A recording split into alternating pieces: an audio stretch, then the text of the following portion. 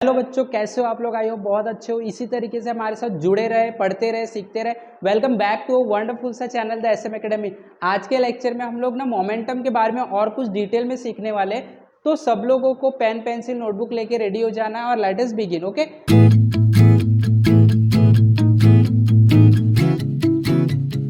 तो देखो यहाँ पे laws of conservation of momentum. तो हमारे नेचर ने हम लोग को कुछ नियम दिया है लॉज में। कुछ नेचर ने बोला कि कोई भी सिस्टम के अंदर कुछ इंसिडेंट होता है तो इंसिडेंट के पहले और इंसिडेंट के बाद में जो भी मोमेंटम होता है वो हमेशा कंजर्व होता है। इसी को बोलते हैं laws of conservation of linear momentum. तो हम लोग इसको समझने की कोशिश करते हैं।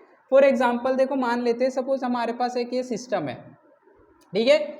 इसका मास है कुछ m1 और इसका वेलोसिटी है u1, ठीक है। ये ऑब्जेक्ट है, इसके पास मास है m1 और ये चल रहा है आगे की तरफ u1 वेलोसिटी से, ठीक है।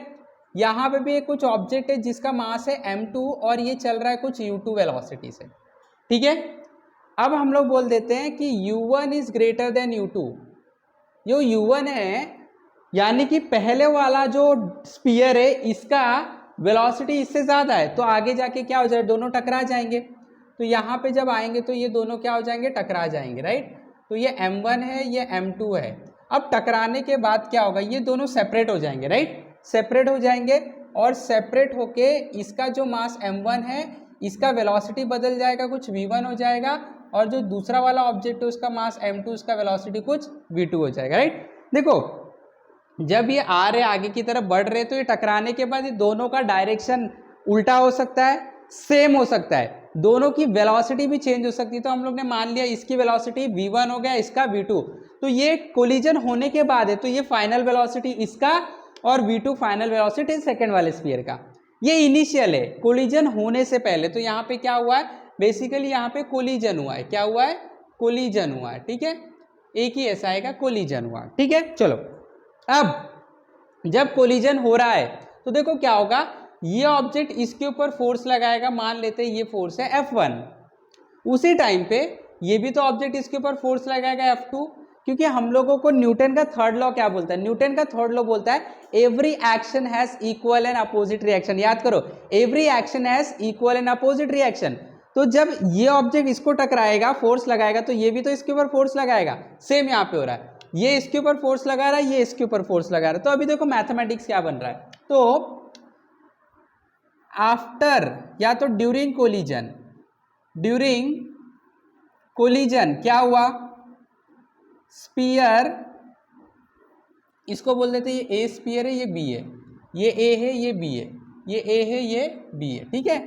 तो sphere A exert force on B, correct. कितना फोर्स एक्सर्ट करेगा, यहाँ पे लिख देते हैं हम लोग, वो करेगा F1, ऐसे मान लेते हैं, ठीक है। Same from Newton's third law, from Newton's third law क्या होएगा, स्पीयर बी जो है, spear B also exerts equal and क्या करेगा, अपोजिट रिएक्शन या तो force and opposite force on A, और उसका नाम रख देते हैं 2। क्लियर। तो 10 मैथमेटिक्स के हिसाब से क्या मैं बोल सकता हूँ, मैथमेटिक्स के हिसाब से F2 जो ये इसके ऊपर लगा रहा है वो इक्वल होगा जो पहला वाला फोर्स था, लेकिन उसके अपोजिट होगा, राइट। जो फोर्स ये लगा रहा है F1 और ये जो फोर्स लगा रहा है F2, ये दोनों कैसे होंगे, अपोजिट होंगे, मैग्नीट्यूड में सेम, तो इक्वल है, डायरेक्शन अपोजिट है तो माइनस। अब देखो फोर्स है, फोर्स का फॉर्मूला क्या होता है, मास, तो मास m2 और acceleration a2, clear, is equal to minus F1 mass 1 acceleration 1, force का फॉर्मूला m इंटू ए। अब देखो यहाँ पे m2, अब a2 एक्सेलरेशन क्या होता है, change in velocity upon time, तो ये हो जाएगा आपका v2 minus u2 upon t, change in velocity upon time, final velocity minus initial velocity, is equal to minus m1 a1, वापस से क्या हो जाएगा, final velocity minus initial velocity upon time, time time cancel हो गया, इसको multiply कर दो, ये हो जाएगा आपका m2 into v2 minus m2 into u2 is equal to minus m1 into v1 minus minus plus हो गया m1 इंटू u1, राइट। अभी हम क्या करते हैं, हम लोग 1 वाले टर्म को एक साथ कर लेते हैं, चलेगा। देखो यहाँ पे m2 वाला जो टर्म है, यहाँ पे देखो v2 है u2 है, v1 है u1 है, राइट। हम लोग क्या करते हैं, हम लोग v वाले टर्म को और u वाले टर्म को एक साथ कर लेते हैं, ठीक है। तो यहाँ पे देखो m2 v2 है, यहाँ से v1 वाले टर्म को बुला लेता हूँ, माइनस है तो प्लस हो जाएगा m1 v1 is equal to, यहाँ पे कौन है m1 u1 है, तो इसको उधर भेज देते तो ये हो जाएगा प्लस m2 u2। और इसको जरा देखो ये क्या बता रहा है, ये बता रहा है आपको m into V, mass into velocity क्या होता है, मोमेंटम होता है। मास इंटू वेलोसिटी क्या होता है, मोमेंटम। देखो m2 ये v2 यानी m2 v2, ये इसका मोमेंटम है m2 v2, और इसका मोमेंटम क्या है m1 v1। देखो m1 v1 इसका मोमेंटम है सेकेंड वाले फर्स्ट वाले स्फीयर का। इसका मोमेंटम कितना है m2 v2, इसका मोमेंटम कितना है m1 v1। इनका जो सम है, इनके मोमेंटम का सम है, जो इनका यानी कि कोलिजन के बाद जो मोमेंटम टोटल आ रहा है वो मोमेंटम एग्जैक्टली इक्वल है। देखो m1 u1 इसका मोमेंटम प्लस m2 u2 इसका मोमेंटम, इनका momentum total momentum is equal to इनका मोमेंटम। इसका मतलब क्या होता है, बिफोर कोलिजन, कोलिजन के पहले का मोमेंटम और कोलिजन के बाद का मोमेंटम कैसा है, इक्वल है। कैसा है, इक्वल। इसी को बोलते हैं law of conservation of momentum. Momentum conserve रह गया, सेम रह गया, राइट। कोलिजन होने के बाद, कोलिजन होने के पहले मोमेंटम कैसा है, कंजर्व है। इसी को बोलते हैं law of conservation of momentum. तो देखो यहाँ पे इसका स्टेटमेंट अब लिखेंगे, प्यारा सा स्टेटमेंट है, इफ नो एक्सटर्नल, अगर बाहर से, अच्छा देखो ये जो कोलिजन हुआ खुद से हुआ, बाहर से फोर्स नहीं लगाया गया। अगर बाहर से आप फोर्स लगा के कोलिजन करवाते तो ये वाला वैलिड नहीं होता, तो कंजर्व नहीं होता है। तो ये चीज याद रखना है, if no external force is applied, if no external force is acting, लिख दो, acting on a system, on an isolated system, मतलब अलग से सिस्टम है, isolated system, then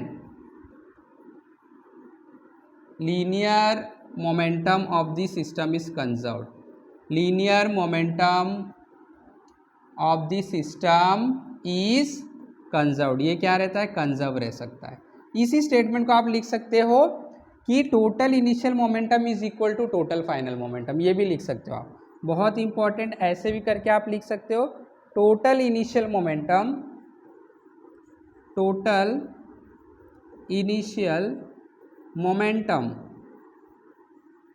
is equal to total final momentum. Conserve हो गया, total same to same है, total final momentum. Clear. तो आई होप कि सब लोगों को समझ में आया। तो आपको एक बार छोटा सा एक एक्सप्रेशन है, आपको प्रैक्टिस कर लेना, हो जाएगा।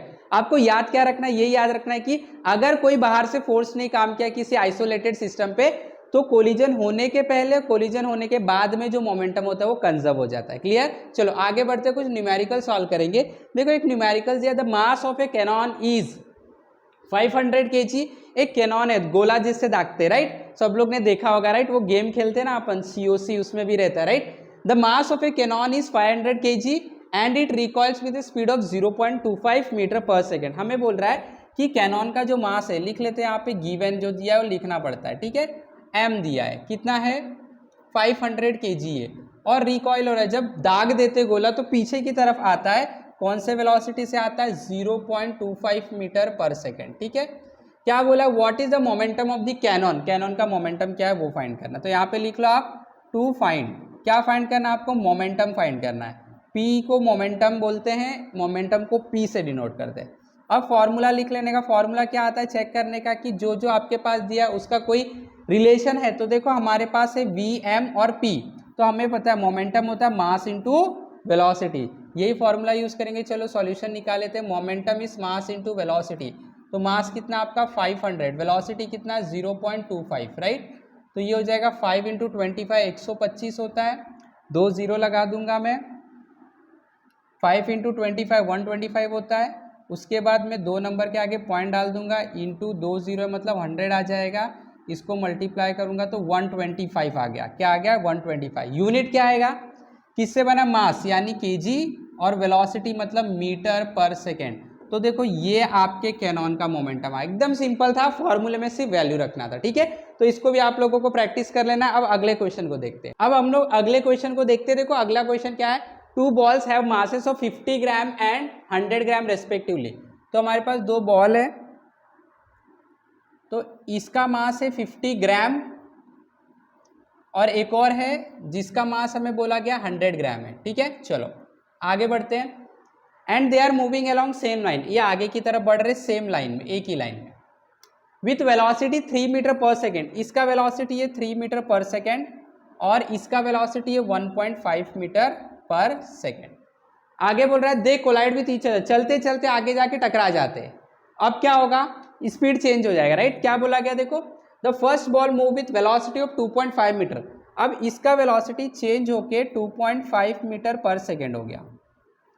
And calculate velocity of other, इसका वेलोसिटी हम लोगों को नहीं पता, ये हम लोग को कैलकुलेट करना है, ठीक है। एकदम सिंपल क्वेश्चन है। ये दोनों बॉल है, इसका मास 50 ग्राम है, इसका 100 ग्राम है। ये 3 मीटर पर सेकेंड की स्पीड से चल रहा है, ये 1.5 मीटर पर सेकेंड की स्पीड से चल रहा है। उसके बाद दोनों जाते जाते टकरा जाते हैं। अब टकराने के बाद स्पीड चेंज हो जाता है, इसका स्पीड 2.5 हो जाता है, इसका हमें नहीं पता है, फाइंड करना। चलो पहले क्या लिखोगे आप, गिवन में पहले ऑब्जेक्ट का मास m1 कितना है 50 ग्राम। 50 ग्राम को आपको केजी में करना पड़ेगा, तो केजी में करोगे तो ये 1000 से मल्टीप्लाई करोगे आप, तो ये हो जाएगा 0.050 केजी, ठीक है। चलो आगे, सेकेंड ऑब्जेक्ट का मास कितना दिया गया, 100 ग्राम दिया गया है, 100 ग्राम। इसको भी केजी में करना है तो 1000 से डिवाइड करोगे, 1000 से डिवाइड करोगे तो ये आ जाएगा 0.1 केजी, ठीक है। उसके बाद पहले वाले ऑब्जेक्ट का वेलोसिटी दिया है 3 मीटर पर सेकेंड, तो इसको तो चेंज नहीं करना पड़ेगा, मीटर सही है। सेकेंड वाले का दिया गया 1.5 मीटर पर सेकेंड, ठीक है। उसके बाद इसका फाइनल वेलोसिटी दिया गया v1 2.5 metre per second, okay. इसका फाइनल वेलोसिटी नहीं दिया गया, उसको फाइंड करना है। यहाँ पे लिख लेते हैं टू फाइंड, v2 फाइंड करना है। फॉर्मूला क्या यूज करोगे, कंजर्वेशन ऑफ लीनियर मोमेंटम क्या बोलता है, m1 u1 plus m2 u2 is equal to m1 u1 plus m2 u2 is equal to m1 v1 plus m2 v2। अब इसको solve कर देते, यही तो कंजर्वेशन है। इनिशियल मोमेंटम, टकराने से पहले का मोमेंटम, टकराने के बाद का मोमेंटम कैसा होता है, इक्वल होता है। कैसा होता है, इक्वल। चलो वैल्यू रख देते, सॉल्यूशन। इसमें हम लोग को क्या करना है, वैल्यू रखना है। चलो m1 कितना है, m1 है 0.050, तो जिसको मैं लिख सकता हूँ 0.05 इंटू u1 कितना है 3 प्लस m2 कितना है 0.1, v2 u2 कितना है 1.5 into 1.5 is equal to m1 कितना है 0.05, v1 कितना है v1 2.5 प्लस m2 कितना है m2 0.1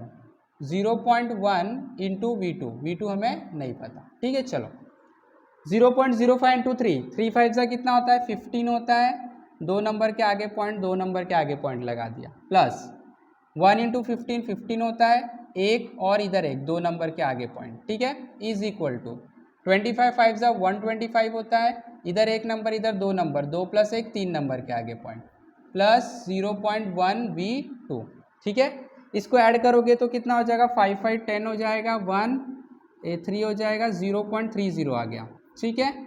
और ये हो गया आपका 0.125 प्लस 0.1 v2, क्लियर। अब ये वाले टर्म को इधर माइनस कर देते हैं, 0.30 को 0.3 भी लिख सकते हैं, ये इधर आएगा माइनस हो जाएगा 125 is equal to 0.1 v2, clear.